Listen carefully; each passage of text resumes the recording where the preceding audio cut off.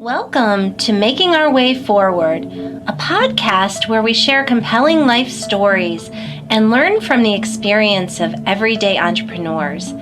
At NACCE, we celebrate diversity and invite you to join the conversation as we talk to entrepreneurs and leaders from all walks of life. We hope that by telling their stories, we bring you inspiration, empower you to take action, and ignite entrepreneurship in your community.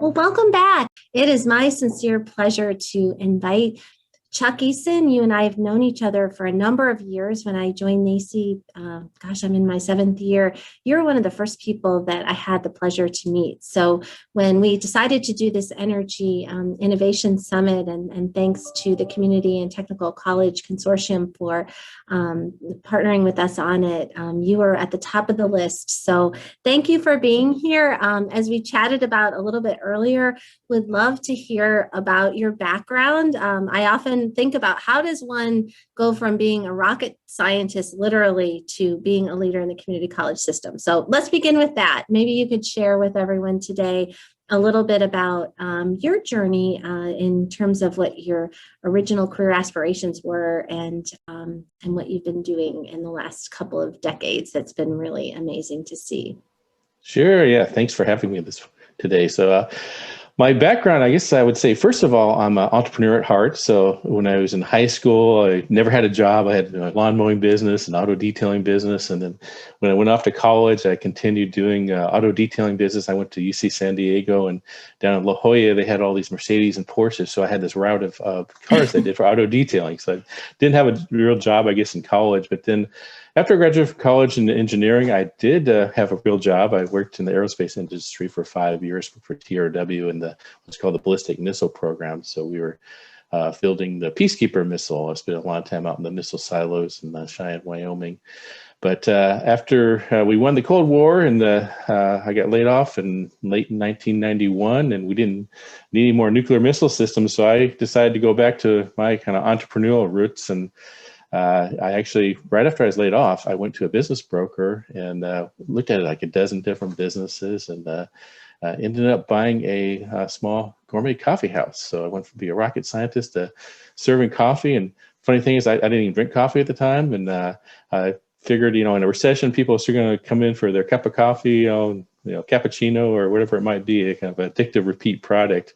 I never even operated a cash register or anything before either. So I learned all that. And I tell you, owning the coffee house, I probably learned more than I did getting my MBA as well. So that's something that you learn a lot actually doing it in business. So I did that for 3 years, and I was then in business kind of back before Starbucks was big. I would say there was all independent gourmet coffees back then. But I decided to sell, and so I'd been through the process of buying and selling a business. I thought, well, I could help other people do the same thing, and so I became a business broker, and that was a great opportunity because I could work with a lot of different type of businesses, service, retail, manufacturing type businesses. But at that point in time, too, an opportunity came up. Norton Air Force Base, where I had worked at, had closed down, one of the base closures, and they wanted to get things going again in the economy. So it was kind of like a ghost town where all the cities around there, they would wanted to get things going on the base, and the roads were all torn up. And so I helped write the business plan for the business incubator there, and then actually became the incubator manager. And that was actually managed by the Inland Empire Small Business Development Center. So that's kind of how I transitioned, I guess, from engineering into economic development. So that was my first opportunity to work with the Small Business Development Center program. And then ended up moving up here in 1997 to Northern California to become the director of the Small Business Development Center up here, and did that for 3 years, and became a dean overseeing the SBDC and other programs. And then eventually ended up at Solano Community College here, and I was the director of the Small Business Development Center for almost 11 years before taking on my current position as the statewide director for business and entrepreneurship. So that was kind of the route I took, and went from engineering to doing economic development. But when I was growing up, I always wanted to either be kind of an inventor or a business person too. So I kind of get to do a little bit of both. Oh, what an interesting story. And probably you never would have imagined that, that truly is the journey less traveled. Few things that you mentioned that really resonated. I agree with you. Everyone should work in hospitality. My claim to fame, I graduated from college and there weren't a lot of professional jobs. So I got a job as a waitress, and you learn so much about people and service, and started volunteering at that time in the Ohio Senate of all places for a while, and learned in short order that was not the career path for me, which is a lot of, I think what our role is with students and with faculties and ourselves is to think about things that happen. You talked about being laid off and some of the recession. I think about the economic downturn in 2008 and 9, and here we are, hopefully on the upside of solving for the pandemic. So I know before I wanted to talk with you a little bit more about some of the amazing students that through your work have been supported with your efforts. So we're going to get to that. But I also just want to thank all of the presidents in the Inland Empire with the leadership of Lisa Kiplinger Kennedy and others that signed the Presidents for Entrepreneurship Pledge. You and I talked about that, and just really being committed. Like you said, you were an entrepreneur and now you're a leader in the state of California.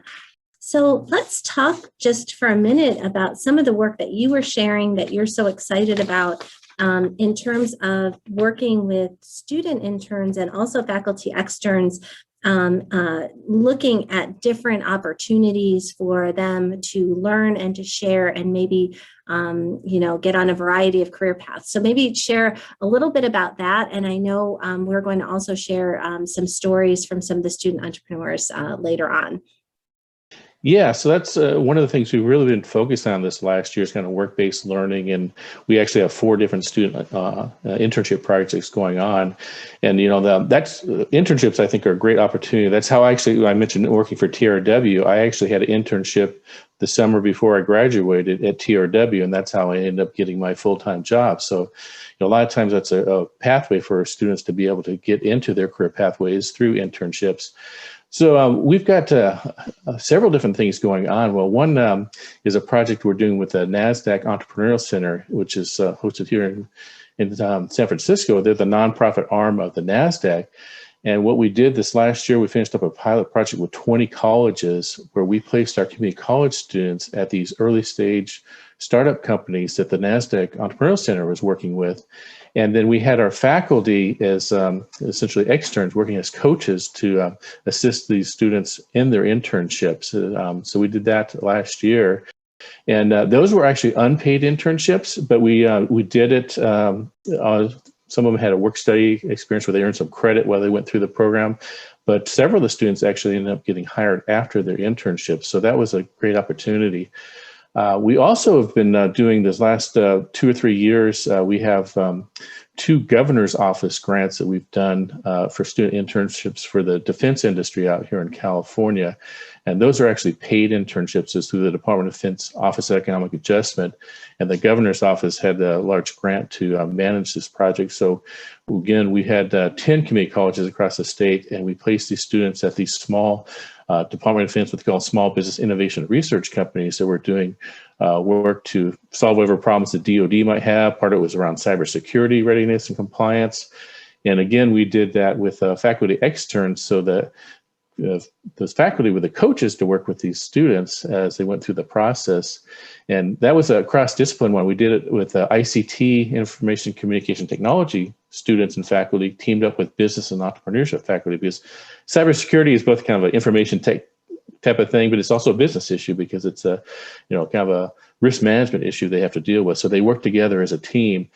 So that's been a great project. And we're just now starting a second grant for that. We're launching here this spring, and we'll have another cohort in the summer and fall as well of students. So we've had a lot of different programs going on. And we're doing another project with Citibank too. That's kind of an internship project where they do a capstone project that could lead to an internship. So that's something we've really been focused on for our students. And it's amazing to see the students when they first start out. They might not have a whole lot of confidence, but once they go through the program, they learn that what they can bring to the table for these small businesses. So it's just a great experience for everybody. Yeah, that sense of agency. I know our colleague and friend Amy Schultz always talks about that. And there's no better joy in seeing somebody really start to see a better future for themselves. One thing that I'm always struck by, either when I'm out in California or now when I'm virtually connected, is how beautifully diverse and how intentional your entire state is about making sure that all people, regardless of their background, what they look like, what their gender identification is, that are included. Perhaps that's the perfect segue to sharing with our guests some of the stories of students. That's always comes back as the most enjoyable part of what we do. So let's take a pause and let's hear from some of these students that have the opportunity to participate in this program.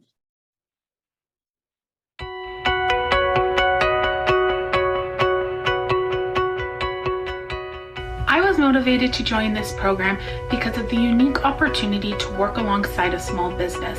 Not only that, gaining the hands-on experience from an entrepreneur themselves.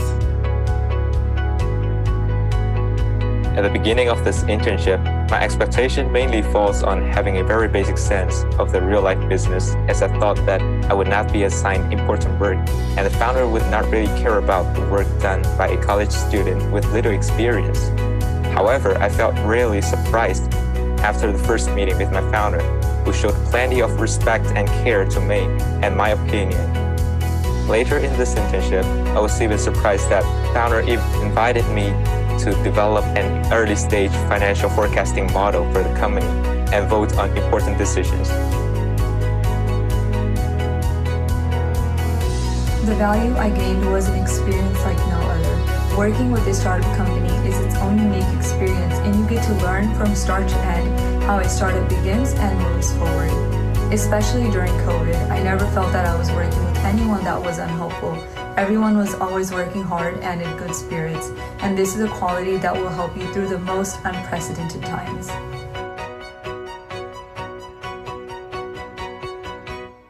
And lastly, I definitely recommend this program to a lot of people. Time is no problem. They are very flexible with hours, and any challenges, anything you're going through, they will help you. They instantly reply to you just to make sure everything's going well and as planned. So this program has opened a lot of doors for me. It has helped me prepare for the future in many ways.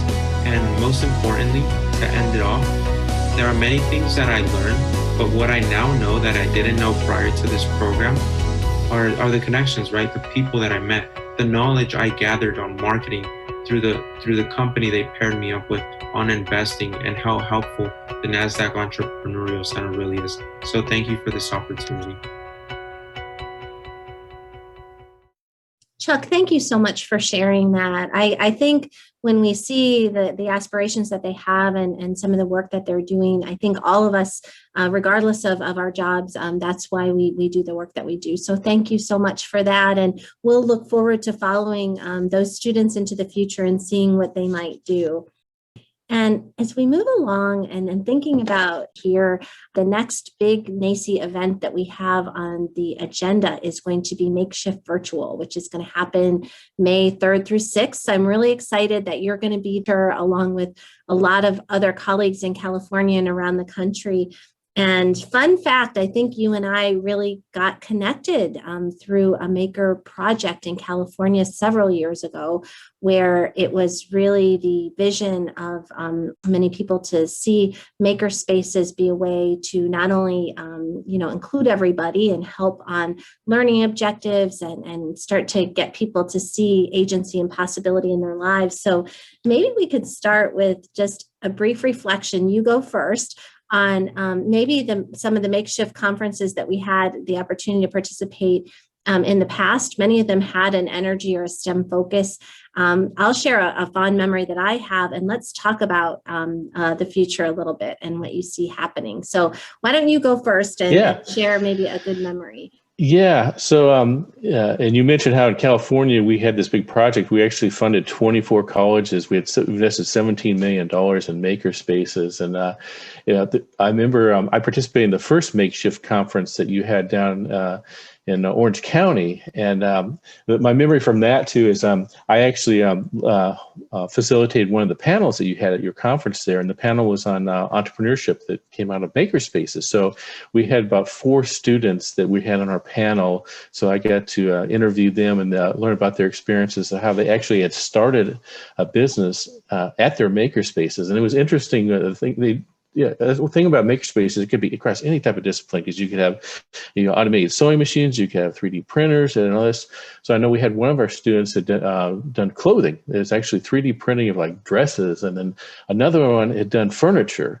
So it's amazing all the different things they can do through these Makerspaces. And we really see this intersection of Makerspaces between entrepreneurship and making. I think there's a real intersection there, because it allows these students to kind of unleash their creativity.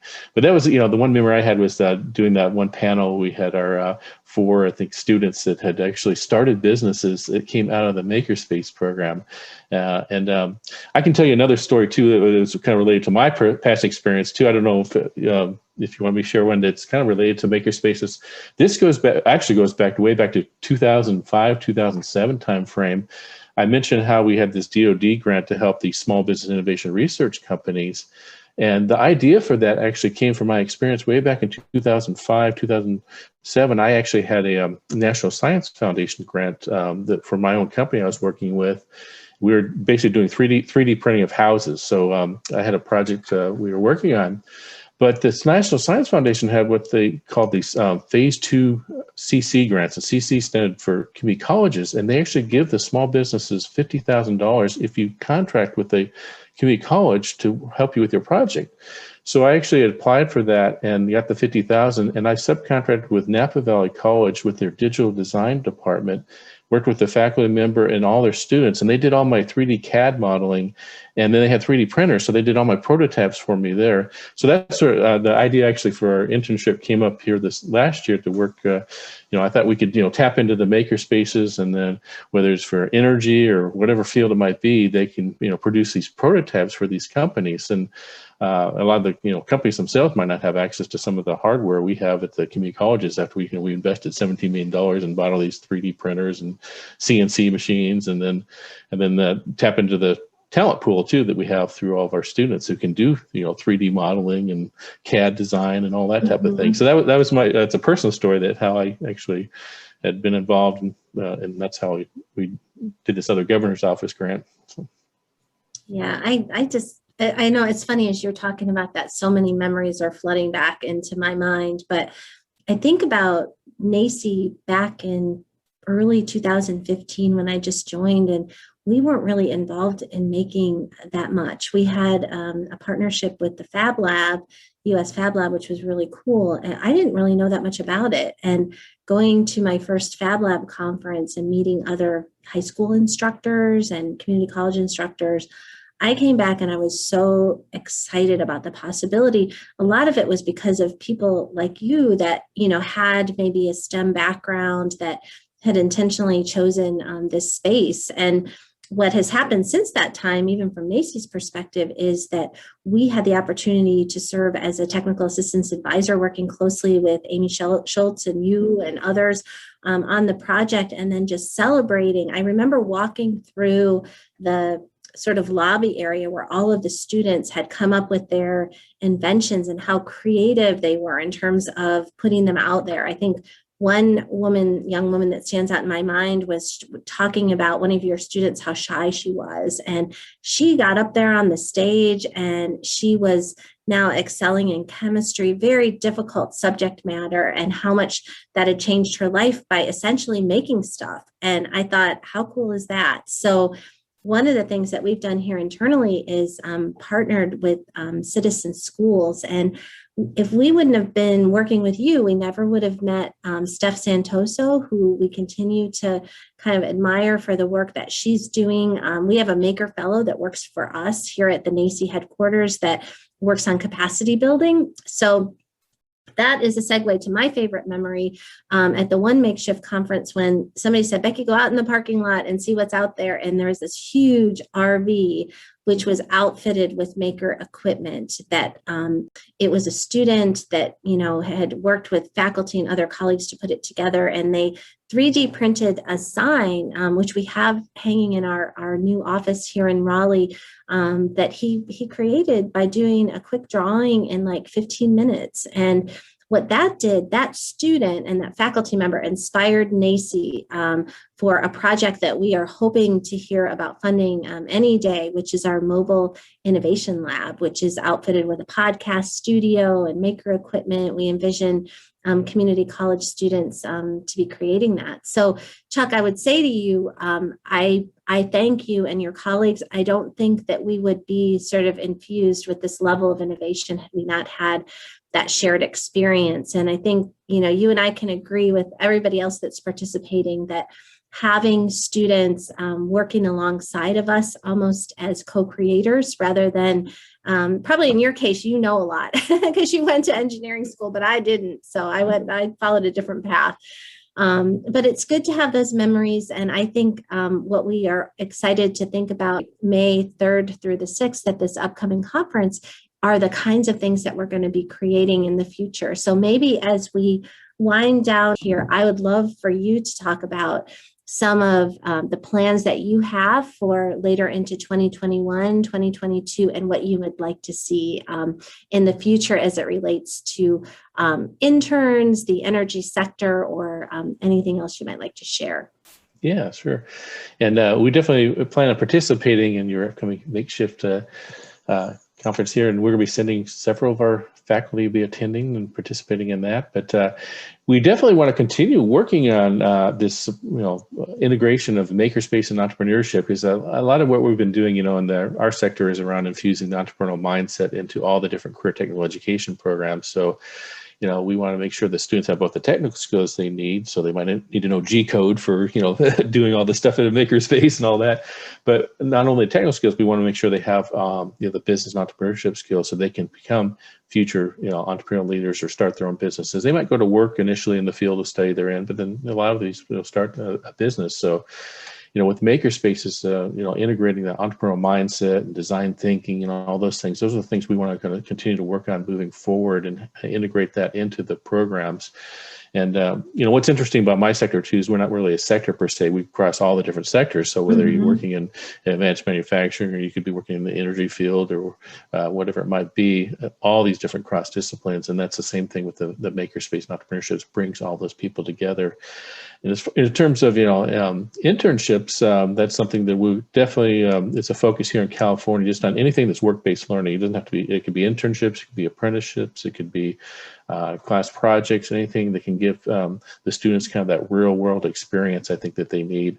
And then our faculty too really benefit. I mentioned how we had the faculty externs. We want to continue funding those this next year too, because they get to bring back to the classroom these real world projects and experience. And they learn a lot too, as far as the faculty. We've had some faculty that really had a lot of experience in industry. Others might not have as much too, but then it gives them opportunity to bring back that real world experience. What are the needs of business out there, and then they can pass that on to their students. So that's some of the things we're going to be focusing on, I think, this next year, is continue doing that type of work. So it's a benefit for both our students and our faculty as well, and then our businesses ultimately too. So they have that talent pool they need to grow and thrive here in California. Yeah, it's super exciting. And I've had the chance to meet with some of the Biden nominees who have been confirmed, and two of them that we're especially proud of, and I know many of you in California admire their work. Isabella Guzman, who's the new head of the SBA. Yeah, SBA, all right. Yeah, and her colleague and leader, Julie Su, who's so impressive, up for a deputy position. So I don't know what the schedule is, but we're just excited about California leading the way. And it's because I think people like you that are always open to pivoting and trying new things. So I want to thank you, Chuck, for the work that you're doing. I would encourage everybody who's joined us today to join us again at Makeshift. If you're intrigued about what this whole maker movement is about, I can guarantee you won't regret the people that you will meet and the journey that you can begin. So thank you, everyone, for tuning in. We look forward to continuing our NACCE series of events. And thank you, Chuck. It's a delight to be connected with you again. Yeah, thanks for having me today. Thank you so much for joining us. We hope that listening to this podcast will help you to explore the many ways we might define entrepreneurship. Join us every other Wednesday for more episodes as we celebrate opportunity, learn from one another, and grow together. Subscribe to this podcast, connect with us on social media, and learn more about today's speakers at NACCE.com/podcast. We look forward to making our way forward together with you. Have you heard about our latest book, Impact Ed: How Community College Entrepreneurship Creates Equity and Prosperity? This is our roadmap for building back better in 50 states and globally. In each chapter, we share the inspiring stories of everyday entrepreneurs and explain how community colleges play a crucial role in their success. Visit us at NACCE.com/impacted to order your copy now and join us in this work.